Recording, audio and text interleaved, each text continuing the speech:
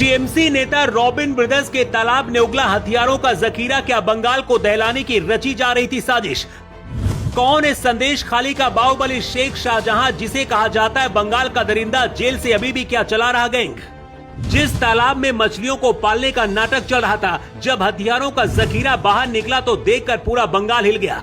खुफिया एजेंसियों को खबर थी लेकिन पुख्ता सबूत नहीं थे।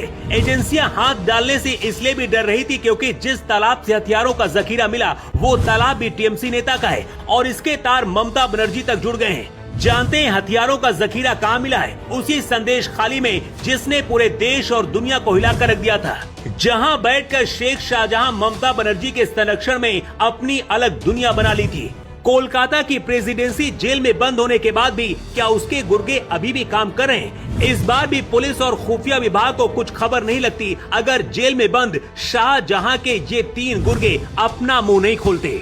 संदेश खाली का निलंबित टीएमसी नेता शेख शाहजहां एक समय इलाके का बेताज बादशाह माना जाता था। जनवरी 2024 में करोड़ों रुपए के राशन घोटाले की जांच करने पहुंची ईडी अधिकारियों पर उसके इशारे पर उग्र भीड़ ने जानलेवा हमला किया था। इस घटना के बाद जब डरकर वो भागा तो संदेश खाली की सैकड़ों स्थानीय महिलाओं ने सड़क पर उतरकर शाहजहां और उसके गुर्गों पर यौन उत्पीड़न, सामूहिक बलात्कार और जबरन जमीनों पर कब्जा करने के बेहद गंभीर और रोंगटे खड़े करने वाले आरोप लगाए थे।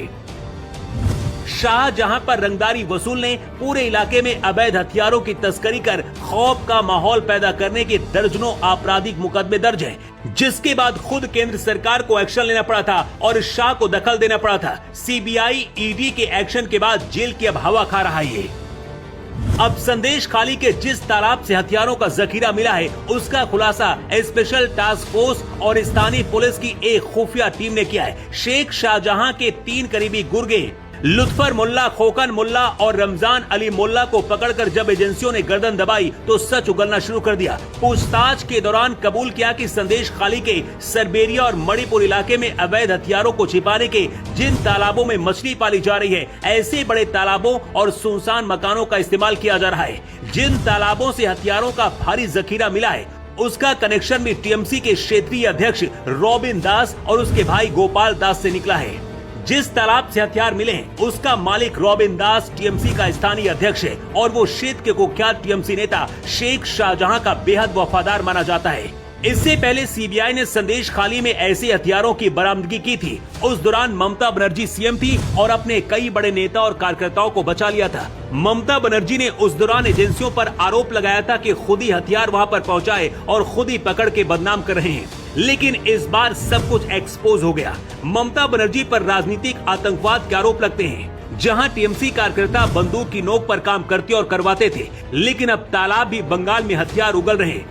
फिलहाल मुख्य आरोपी रॉबिन दास और गोपाल दास पुलिस के डर से फरार है। पुलिस उनकी संपत्तियों की जांच कर रही है। बहुत जल्दी बुलडोजर भी चल सकता है। संदेश खाली का सबसे बड़ा बाहुबली शाहजहां शेख था, लेकिन उसके गुर्गे अभी भी उसके लिए काम कर रहे हैं और ये जाल कितना बड़ा है इसे तोड़ने के लिए अब केंद्र से शाह और बंगाल में शुभेंदु सरकार लगे हुए हैं। इस कार्रवाई के बाद बीजेपी विधायक सजल घोष ने कहा है, पहले तालाब से मछलियां निकलती थी, अगर टीएमसी ना होती तो मुझे पता ही नहीं चलता कि गोलियां, बम और बंदूकें भी निकल सकती हैं।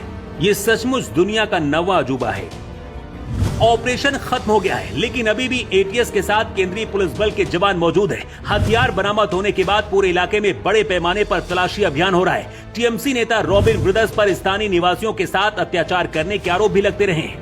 पुलिस आरोपी टीएमसी नेता और उसके भाई की तलाश कर रही है और बहुत जल्द इन गुर्गों का वही हाल होगा जो इनके गुरु शाहजहां का हुआ, या उससे भी बदतर हो सकता है। ऐसी कार्रवाई की वजह से ही टीएमसी इस वक्त हिली हुई है। विधायक बगावत कर रहे हैं और अब ममता बनर्जी का भविष्य अंधेरे में दिख रहा है। वैसे संदेश खाली में जिस तरीके से यहाँ तालाबों से हथियारों का जखीरा निकाला गया है, इस कार्रवाई पर आपकी राय क्या है और आरोपियों पर कैसी कार्रवाई होनी चाहिए? अपनी राय आप जरूर दें।